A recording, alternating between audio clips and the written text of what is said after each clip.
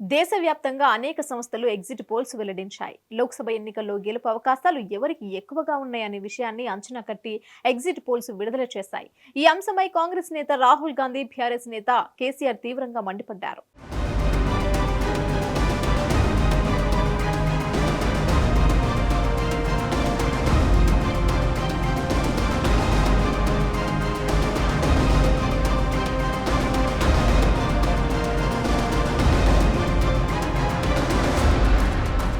సార్వత్రిక ఎన్నికల చివరి దశ పోలింగ్ జూన్ 1న ముగిశాయి. మొత్తం 7 దశల్లో జరిగిన ఎన్నికలు ముగియగా సాయంత్రం 6:30 తర్వాత ఎగ్జిట్ పోల్స్ వెలువడ్డాయి.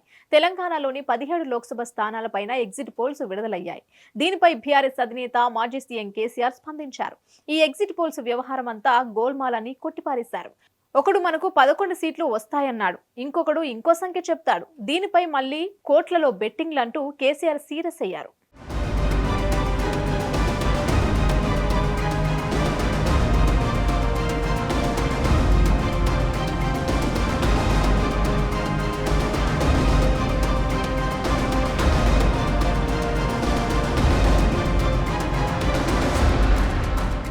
ఎగ్జిట్ పోల్స్ ను పట్టించుకోవాల్సిన అవసరం లేదని, లోక్సభ ఎన్నికల్లో బీఆర్ఎస్ పార్టీకి ఖచ్చితంగా మెరుగైన ఫలితాలే వస్తాయని కేసీఆర్ ధీమా వ్యక్తం చేశారు. తాను ఎన్నికల ప్రచారం సందర్భంగా చేసిన బస్సు యాత్రకు విశేషంగా ప్రజాస్పందన వచ్చిందని, దాన్ని బట్టి తమకు మంచి ఫలితాలే రావాలని కేసీఆర్ అన్నారు.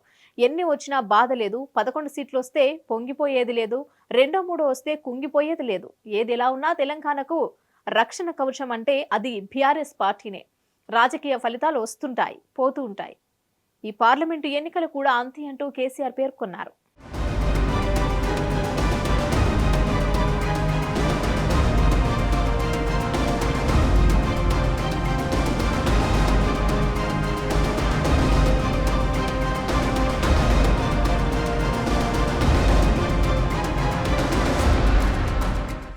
ఎగ్జిట్ పోల్స్ లో చాలా వరకు లోక్సభ ఎన్నికల్లో ఎన్డీఏ కూటమిదే జయకేతనమని పేర్కొనడంపై కాంగ్రెస్ నేత ఘాటు విమర్శలు చేశారు. దేశవ్యాప్తంగా మళ్లీ బీజేపీదే హవా అని ఎగ్జిట్ పోల్స్ పేర్కొనడం పట్ల కాంగ్రెస్ అగ్రనేత రాహుల్ గాంధీ మండిపడ్డారు. ఆ ఎగ్జిట్ పోల్స్ వాస్తవ పరిస్థితులకు చాలా దూరంగా ఉన్నాయని అన్నారు. అవి ఎగ్జిట్ పోల్స్ కాదు, మోడీ మీడియా పోల్స్ అని విమర్శించారు. ఎగ్జిట్ పోల్స్ అన్ని మోడీ మనసులో నుంచి పుట్టుకొచ్చిన ఊహా జననితాలు, అంతా కల్పితం. ఎగ్జిట్ పోల్స్ పూర్తిగా బోగస్, అంతా నాటకమని రాహుల్ గాంధీ తీవ్ర స్థాయిలో ధ్వజమెత్తారు.